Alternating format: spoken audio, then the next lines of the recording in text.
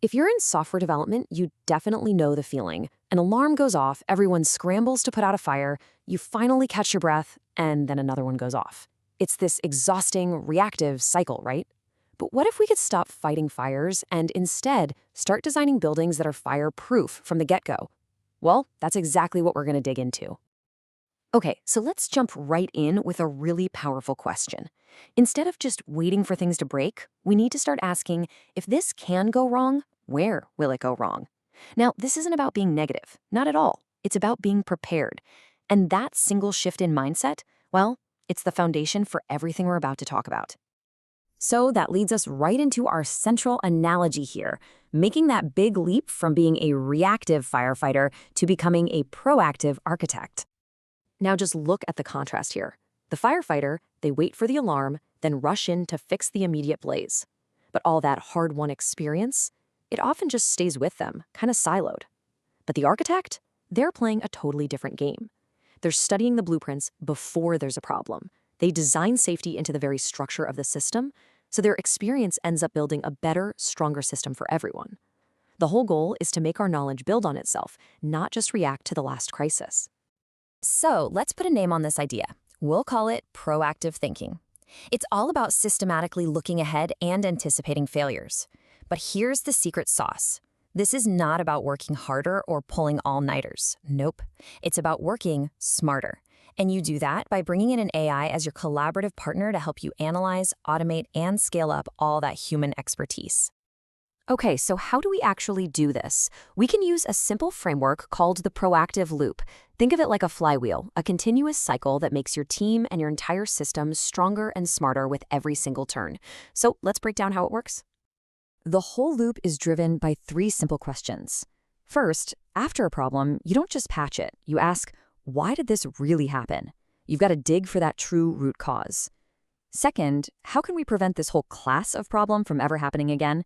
And third, okay, if something similar does happen, how can we solve it instantly next time?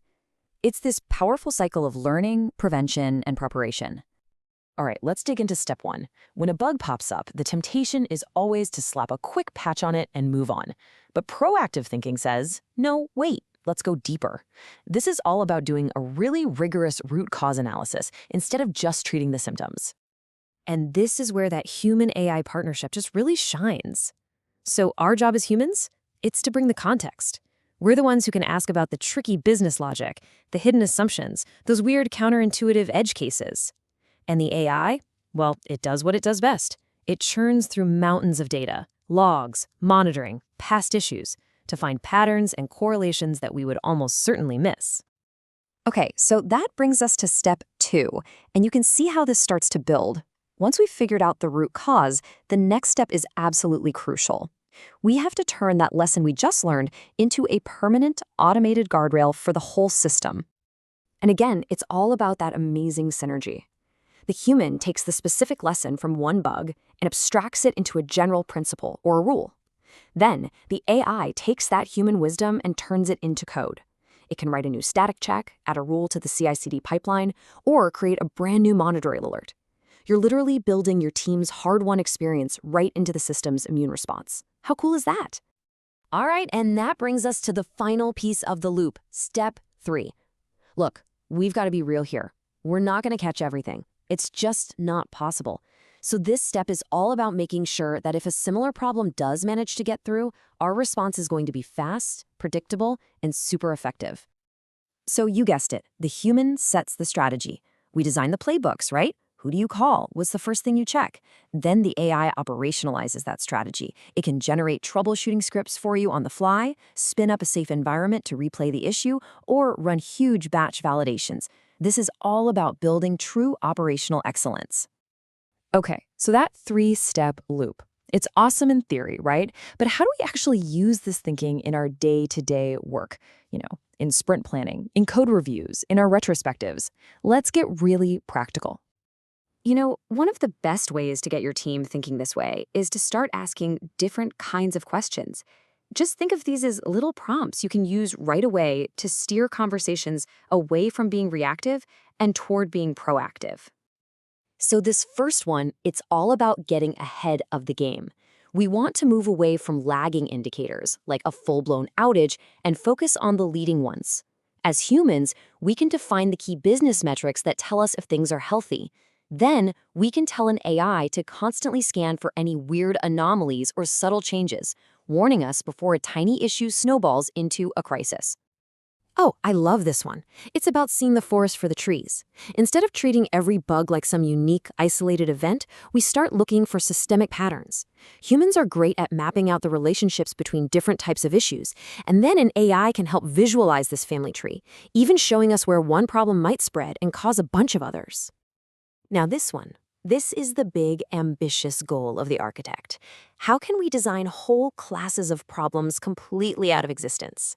For example, can we build a data validation layer that's so strong that bad data becomes a logical impossibility?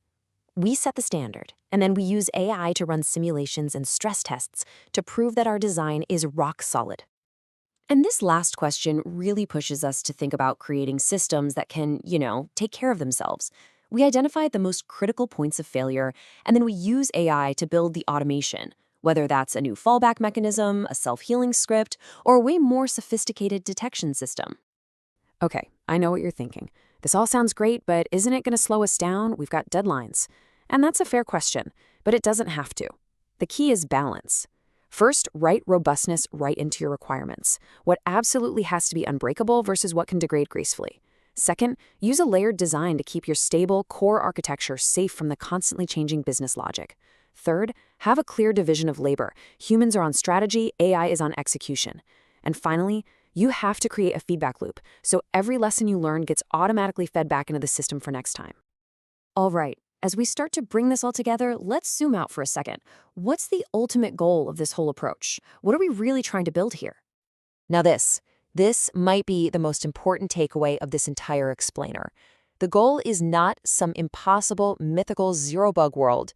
It's to strategically minimize risk. And we do that by working relentlessly to drive down both the probability that a problem will happen and the impact it will have if it does. And really, this chart just sums it all up perfectly. A reactive, firefighter approach is always going to leave you with a high level of system risk. It's just baked in. But by systematically applying this proactive architectural thinking with an AI partner, you can drive that risk way, way down. You're not just fixing bugs anymore. You're building a fundamentally more reliable product. Which leads us to the final critical point, resilience, or robustness, whatever you want to call it. It can't be an afterthought. It's not something you can just patch on after you launch. It has to be a primary design attribute, a core part of the process from day one. It's a feature, plain and simple. So I'll leave you with this one question to take back to your team. Look at the systems that you build and you maintain every single day. Are they just working, just kind of holding on, waiting for that next inevitable fire? Or are they being designed from the ground up to be truly and lastingly resilient?